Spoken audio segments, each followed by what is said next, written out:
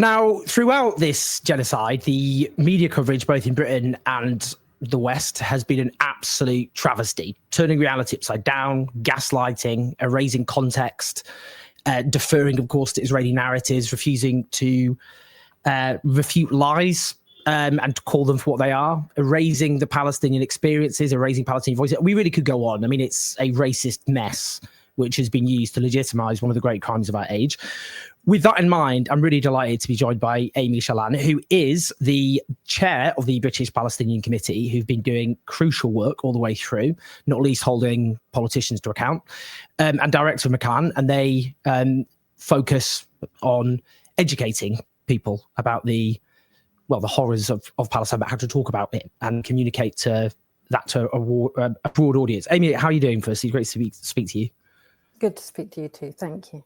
Solidarity as ever. You've been going on TV, so have your colleagues, and the emotional labour of that, I think, is very difficult for people like myself and others to ever truly understand.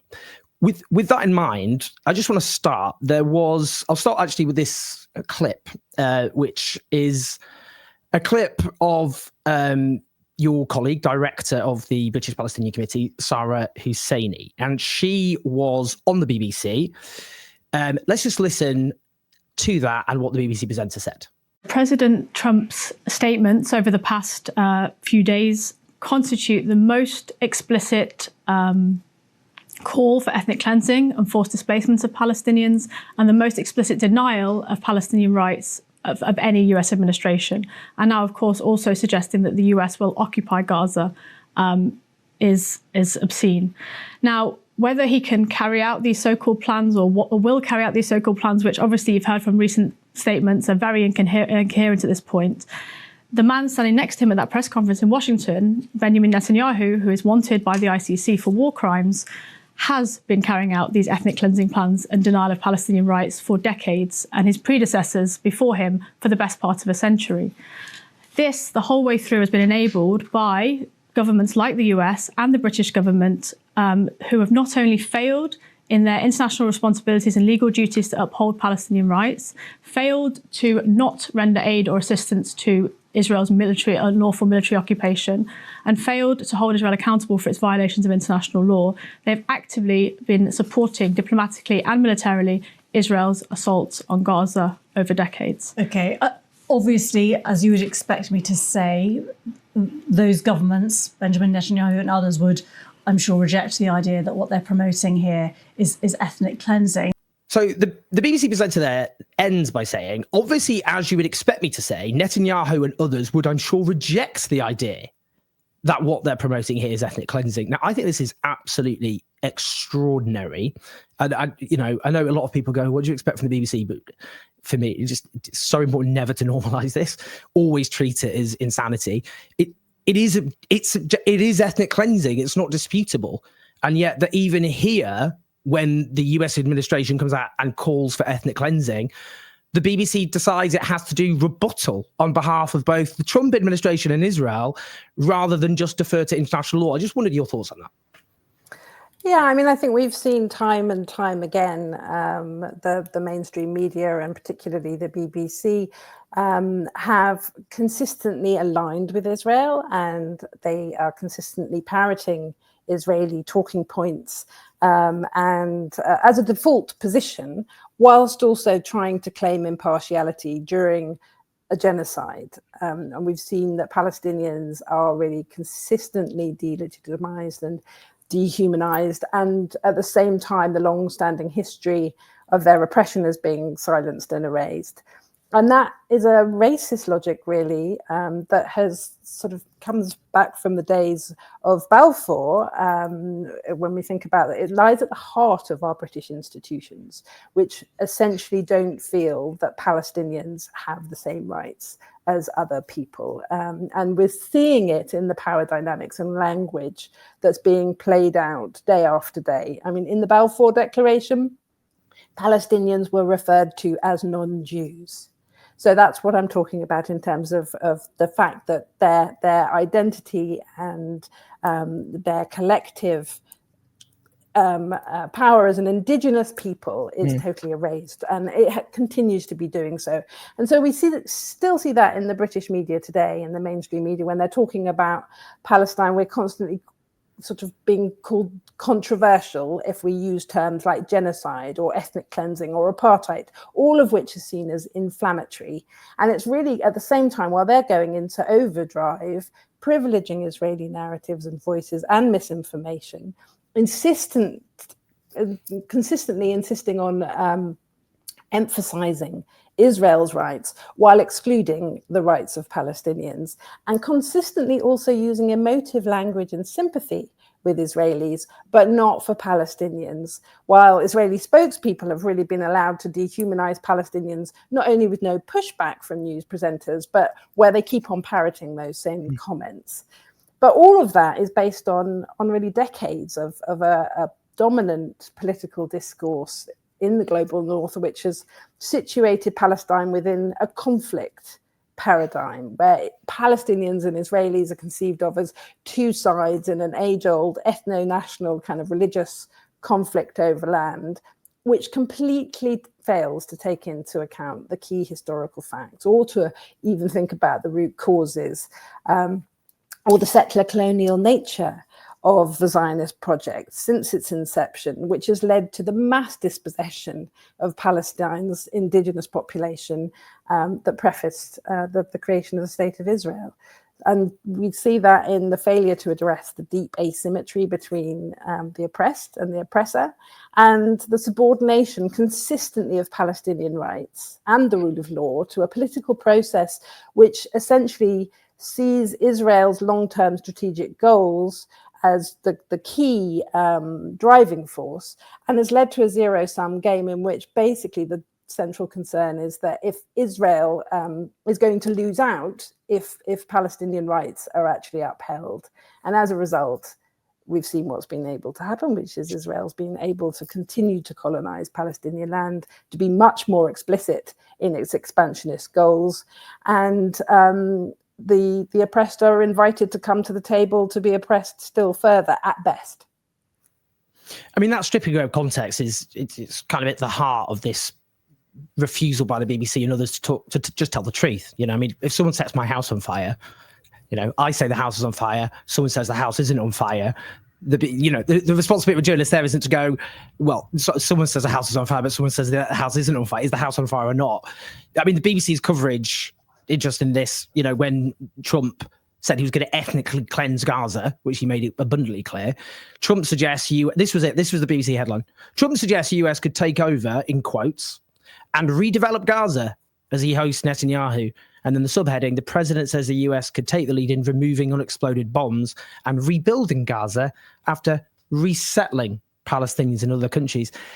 It comes across, I don't know, it's not funny, obviously, but it's just so farcical. You know, it's almost like it's dystopian in some ways, you know, redevelop, removing unexploded bombs like a humanitarian mission. I mean, when you see that, you know, in response to what Trump says, and this is how the BBC, that's the editorial decision. It's gone through a whole, you know, range of people had to sign it off. What do you think about that? Well, I think, again, it's part and parcel of a consistent erosion of international law. Now, ethnic cleansing is related to genocide very clearly.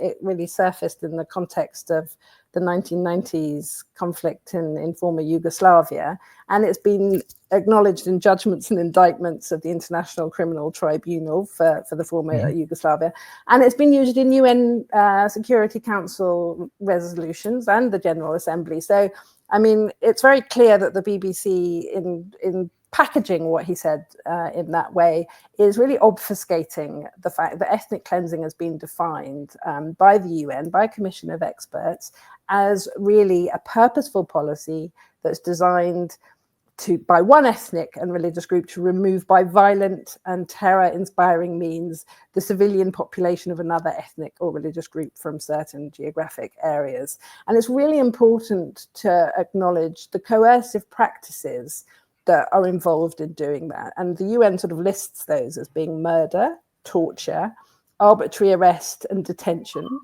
extrajudicial executions, rape and sexual assault, severe physical injury to civilians, confinement of civilian population in ghetto areas, forcible removal, displacement and deportation of civilian population, deliberate military attacks or threats of attacks on civilians and civilian areas, the use of civilians as human shields, the destruction of property, the robbery of personal property, and attacks on hospitals, medical personnel, and locations within the Red Cross or Red Crescent emblem, among others. So all of which I think we can safely say we have witnessed in just recent months, let alone kind of previously.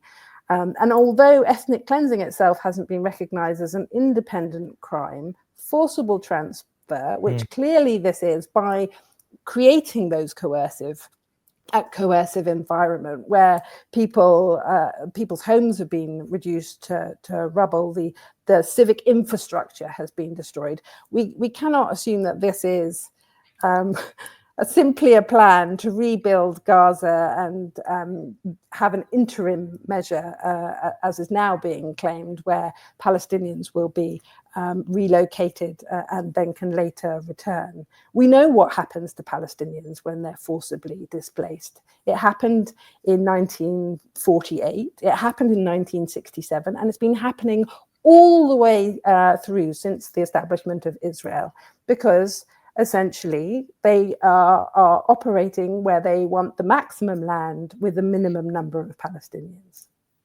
I mean, that point there in terms of how this so-called plan has been framed, in terms of just the media's failure to discuss intent and very clearly, explicitly stated intent. Back in December 2023, did a video for this channel, which was entitled Where are the headlines about this? And it was about the proposals by Benjamin Netanyahu to remove the population of Gaza. He talked about he said the problem was finding other countries to accept it. And they were talking that his advice about thinning out the population of Gaza. But that wasn't reported almost anywhere. And I mean, that's been the problem, hasn't it? I mean, that's there's lots of problems, but it's very rare for intent to actually be so explicitly spoken. And yet this is portrayed as part as it came out of nowhere, when actually it has been Israel's repeatedly stated plan. It's just that's not been reflected in the BBC coverage or any other, but the vast majority of Western coverage at all. Absolutely. I mean, on the same day as Israel's military evacuation order to the entire population of northern Gaza, back in October, actually, 2023, an Israeli intelligence ministry's document, as you rightly refer, was leaked to the media. And it referred very clearly to the expulsion of all Palestinians from Gaza, and then talked about moving the population forcibly, so that those plans were at an official level. It was clear. But even if we're not looking at those plans, we had Israel's Ministry of Energy and Infrastructure saying all civilian population in Gaza is ordered to leave immediately. We will win. They will not receive a drop of water or a single battery until they leave the world. It's not subtle. It's not subtle, and also it has been happening hand in hand. The mass displacement in Gaza has been coinciding with increased settler and military attacks on Palestinians in the West Bank as well, where Israel has also been accelerating the colonization of Palestinian land. Its intent is very clear. It's made it very clear, and it is exceptionally disingenuous to say otherwise. I just want to put on another clip. This is you on the BBC, actually. It's in mid-January. Let me just show everyone this clip. Clearly, this ceasefire deal is both imperative and very long overdue. So really, my first thoughts are for the people in Gaza. Preservation of life is the number one priority. And after 15 months of genocidal assault, treating the injured, the starving, those in need of medical attention, mental health care, and the recovery of countless bodies buried under more than 42 million tons of rubble is absolutely essential. I don't want to go down the avenue around genocide. We know of that case being brought. We know about what Israel has said disputing that. Let's just stick on where we are today and some of the issues that we need to focus upon in the coming days, weeks and months. The humanitarian work, first of all. So it's really striking there that the presenter says, I don't want to go down the avenue around genocide. I mean, what a sentence, by the way. It's just when you read, I mean, I'd just be fascinated if, I've met him, this presenter, I've chatted to him, but just to read that sentence back and ask if someone's proud of having used that form of language. I mean, you've got genocide scholars, preeminent genocide scholars around the world who've said this is genocide, human rights organizations, Amnesty International. There's a live genocide case at the International Court. We could go on, just to dismiss that when it's clearly a mainstream, respectable view on the BBC. What do you think about that in terms of how that's framed? Well, I think we shouldn't underestimate the extent to which Britain is not simply a passive observer here.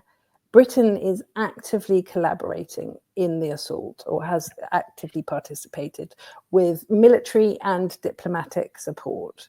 And the BBC's coverage is reflecting that. And instead of participating in the dehumanization and dispossession of Palestinians and in active genocide, actually the UK government has a very, very clear duty to address the root causes of injustice, to take its full obligations under international law into account. And that really means, not only supporting those institutions and international institutions that have issued arrest warrants for Israeli leaders, it also means supporting the genocide case against Israel at the ICJ, and also the advisory opinion for Israel regarding its need to withdraw immediately from all occupied territories. And so I think the BBC's coverage is really reflecting the fact that Britain is essentially an aggressor against the Palestinian people, but it's not being explicit about the fact that Britain has essentially been at war on the Palestinian people and has not only allowed Israel to unleash the full force of its military by standing by as a passive observer, but has actually provided the military support for it to continue to do so.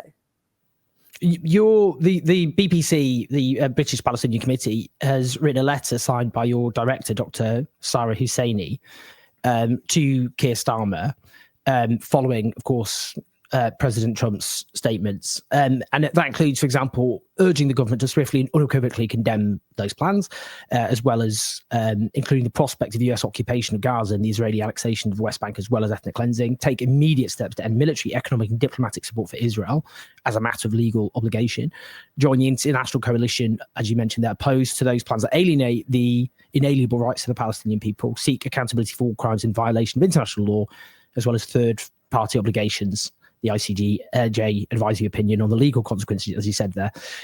What do you, in terms of where the government's at, what would you, because the government will come back and go, well, look, we've suspended 8% of arms sales. They're still supplying, for example, crucial components for the F-35 jets, which rain death and destruction. But what do you think in terms of, why the BBC, it was important to write this letter now and where the government's at, given what you just said there? Well, I think it's very clear where the government is at. Keir Starmer didn't directly criticize Trump's plans. He dodged the question. He has undermined international law frequently in recent months with very equivocal statements. Responses have to be dragged out of the government with regard to international law. And there are no current signs that his government's got any intention of ending its military support and economic cooperation with Israel, as it is duty-bound to do so, under a number of international treaties, including the Convention on the Prevention and Punishment of Genocide, to which the UK is a signatory. And it's really important to note that that obligation is not a passive obligation. It is an active obligation. The UK must do everything it possibly can to ensure that it prevents and punishes the crime of genocide, which makes it all the more egregious that he is seeming to continue with without any intention of ending military and economic cooperation. And I think, I mean, the other thing that he did say, just to go back to the issue of ethnic cleansing, he did say in Parliament that Palestinians must be allowed home, but he certainly didn't, he meant they must be allowed to go back to their homes in Gaza. And I think it's very important to remember that 80% of the population of Gaza are refugees who were ethnically cleansed during the establishment of Israel, and they do indeed have a right of return to their original homes. And that was actually a point made by Palestine's ambassador to the United Nations. He said that if, you know, Trump was talking about a nice, beautiful piece of land, and he said, well, that could be to those parts of Israel. I mean, people often don't realize that, as you said, the vast majority of people in Gaza, that's where they were driven to. I mean, just I guess just finally, I mean, this is, you know, a hideous moment in what has been, well, it's not just the hideous moment since 7th October, decades, as you know, generations of horror. I mean, do you feel now, I mean, it looks so bleak in so many levels, but in some way it looks like a floundering, declining superpower, the United States. This is kind of a morbid symptom of its decay in some ways.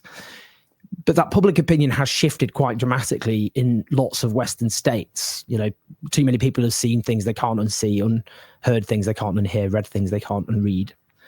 Do you feel that there is, you know, that this public pressure is growing to a level where that, not in the here and now, you can't see someone like Trump shifting because of it, but that actually, you know, there have been so many attempts to obliterate the Palestinian people, and the Palestinian people remain, that actually this is not going to end well for Israel. What do you think about that? Well, I think you're absolutely right. I think there has been a massive groundswell of support for Palestinians, which our political leaders are choosing to ignore. But, you know, people have really come out in protest time and time again. They have continued to speak out. At McCann, we have been inundated with people wanting to learn more about Palestine, wanting to really ensure that they have the skills and the confidence to talk about Palestine and the knowledge base. People are very motivated. And there are a lot of people also who have responded to the mainstream media who aren't engaged necessarily in the cause, but have seen the images and heard what is being said at the same time. And there's this absolute disconnect between what they understand. And I think the mainstream media really has been underestimating its audiences in thinking that they can't actually see what is happening. Having said all of that, I also just want to really pay tribute to the extraordinary people of Gaza, who I think are teaching us what it is to be a community. I think it is seeing the images of people walking back to their homes, seeing the way that actually the community have continued not just to survive over these horrific months, but they have continued to try and work together and to continue to prove themselves to be a community. It's not just about land, it's about a people who are absolutely, their generosity to each other in this moment, in the face of a world which, I'm sorry, but their experience has shown a mirror to a very ugly world which has not stepped up in ensuring that they have a future that is rooted in freedom and justice and dignity. but we can see how the people of Gaza are determined to create that for themselves. Amen. Yeah, the people of Gaza have reminded us what it is to be human in a world of grotesque inhumanity. Please, everyone, do check out McCann, by the way, mccann.org.uk. I'll include that in the description so people can check it out. As they note on the website, providing transformative education to strengthen the movement for Palestinian liberation, to give people that confidence to speak about it, because obviously I think what prevents many people from speaking out is a fear of the smears people get, the being stigmatized, of being gaslit, of not having the tools to be able to stand your ground and to speak the truth, and to be bullied into submission. And it's important that people learn, not least, of course, from Palestinians themselves who've been erased and airbrushed out of this horror, and then gaslit when they're on television. So please like and subscribe, leave comments. That's all good for the algorithm. Then therefore more people will listen and engage and hear from Aimee. That's the whole point of the exercise. But Aimee, thank you so much for everything you've done and for your voice, your eloquence, your clarity in the face of, unbelievable horror, including from my beloved colleagues in the British media. So thank you so much. Thank you.